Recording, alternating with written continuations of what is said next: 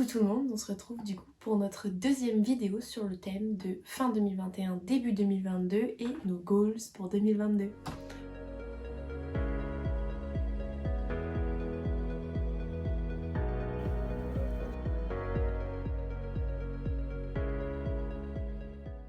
Je vais vous parler d'un concept que j'ai découvert sur la chaîne de Natalia Trevino Amaro.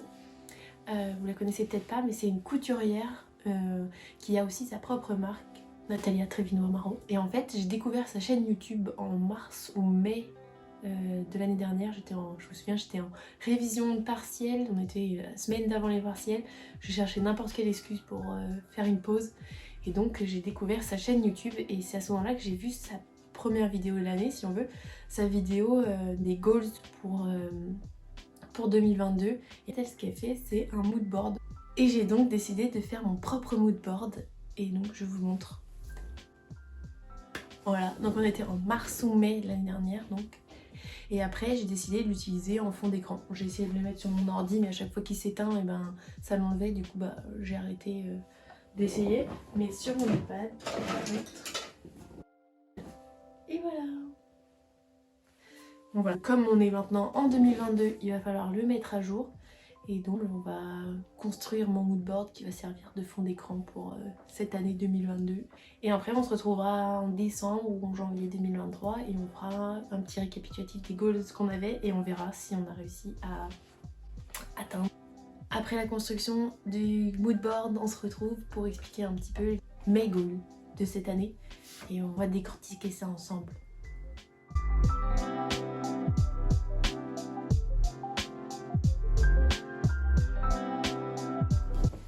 Petite interruption, nous avons reçu une commande. Donc la mission non voulue, non prévue de cette vidéo va être de produire la super banane New York. Et on remercie Elodie de nous avoir fait confiance, Elodie que je ne connais pas et qui a fait commande sur notre Etsy. Un grand merci du coup et demain je vais aller acheter la petite sangle et la petite fermeture parce que normalement j'ai assez de tissu pour en faire une et j'ai ça aussi. Et après, eh ben, il faudra coudre.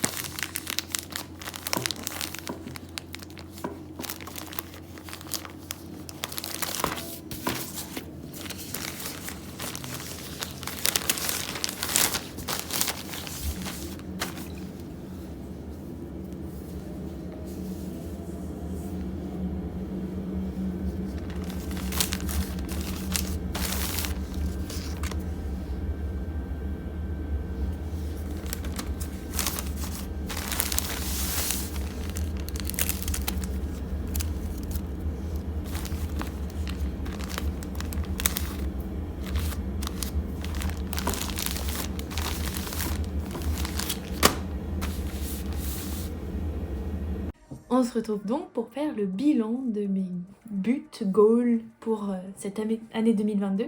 On va d'abord faire un petit groupe pour tout ce qui concerne Mad Paris, etc., etc., les réseaux sociaux, etc., etc. Puis après, quelque chose de plus personnel. Après, il n'y en aura pas beaucoup. Comme ça, vous savez un petit peu qui je suis. On n'en a pas beaucoup, mais bon, c'est un petit peu quoi, quand même, juste pour dire. Pour ce qui concerne Mad Paris, ou Mad Paris comme vous préférez, normalement c'est Mad Paris puisque la ville c'est Paris, mais quoi qu'il en soit, c'est plus au niveau des réseaux sociaux que je voudrais progresser, parce que plus de visibilité veut dire plus de personnes touchées et veut dire potentiellement plus de clients, et puis c'est ça le but à la base d'une marque, donc c'est pour ça je vais vous les mettre au fur et à mesure. J'ai mon petit détail de ce que j'ai mis dedans pour me rappeler quand même. J'ai donc mis pour TikTok avoir 100 followers, il me semble que je suis à 50, donc c'est faisable. Je veux pas avoir plus loin parce que je sais que je suis un peu limitée en termes de ce que j'arrive à produire en contenu TikTok, donc je réutilise souvent ceux d'Instagram. Donc il faudrait que j'arrive à pas faire la même chose en fait, il faudrait que j'arrive à créer plus de contenu. Peut-être qu'en filmant plus pour YouTube, ça me permettra de faire aussi plus de contenu pour le TikTok, donc on verra éventuellement si on fait plus que ça. On verra ça du coup à la fin 2023. Au niveau d'Instagram, je crois qu'on doit être à 217 followers, il me semble que j'ai regardé hier par accident. Et donc l'objectif, comme je l'ai mis, c'est d'être 500 d'ici la fin de l'année. Ce serait bien, évidemment plus, ce serait beaucoup mieux.